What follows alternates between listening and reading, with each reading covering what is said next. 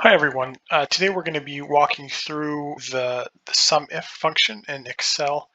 When used, can be one of the most useful tools in Excel for data analysis and financial modeling. I've got some dummy data here that I was able to find online, some sales data. So SUMIF, what it's going to do is it's going to pull data from one column based on criteria that you indicate from another range or column. So to get started with that, let's say we wanted to find the gross sales for all of Canada throughout the history of the company here. So what we could do is just write Canada here just to kind of keep ourselves organized. We just hit equals, as with all formulas, sum if. I like to hit tab and it will auto populate what you need.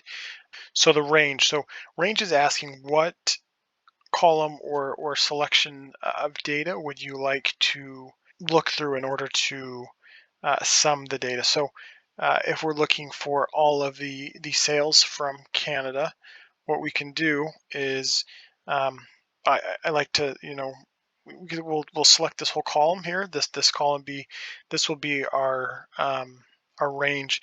I like to hit Control Shift down arrow, and it will select the entire column. We're going to do a comma after that, and so that gives us, now it's asking us what would the criteria be. So there's one of two ways of selecting the criteria.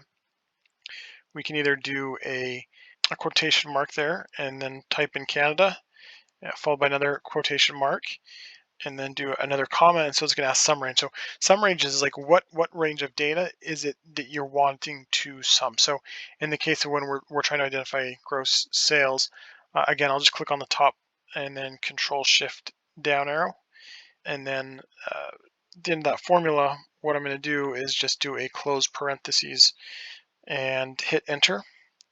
And so this is going to give us all of our gross sales data for the company. So you can do that with, let's say you were wanting to do it with Germany as well. So what we can do here is, rather than have Canada as inputted text, we could just remove that. Instead, we can just select the cell next to it. Make sure we get rid of that extra quotation mark. So it's going to reference the cell next to it, so whatever country it is you're looking for. So Canada is going to again look for everything that's whatever's in that cell. So if I were to type France, Mexico, Germany, whatever it might be, it's going to find that data in our sum range, which is column H here.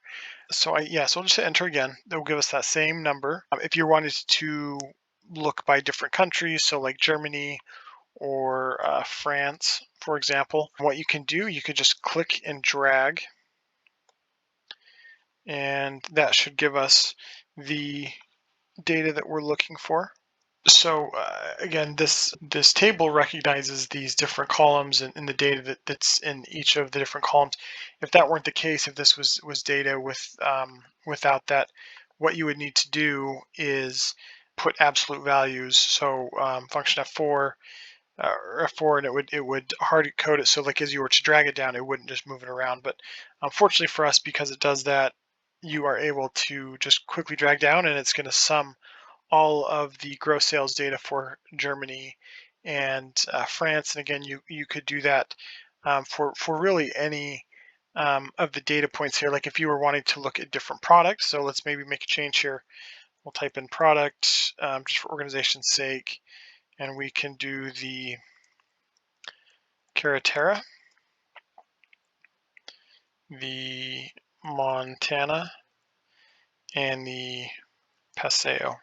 So what we're going to need to keep in mind here is, as we did that, we changed the data that we're looking for. But what we need to do because of that is we're going to have to go in and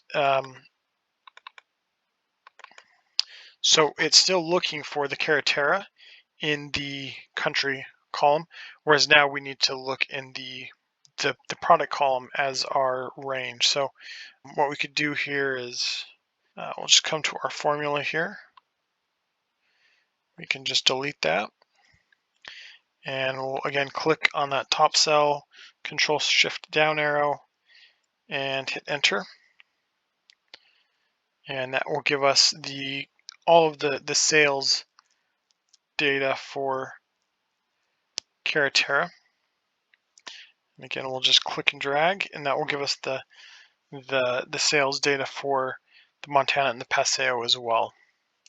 So again, the SUMIF function can be one of your best friends. Very easy to use once you get the hang of it. Found that helpful? Let us know what other videos you'd like to see, and remember to subscribe below.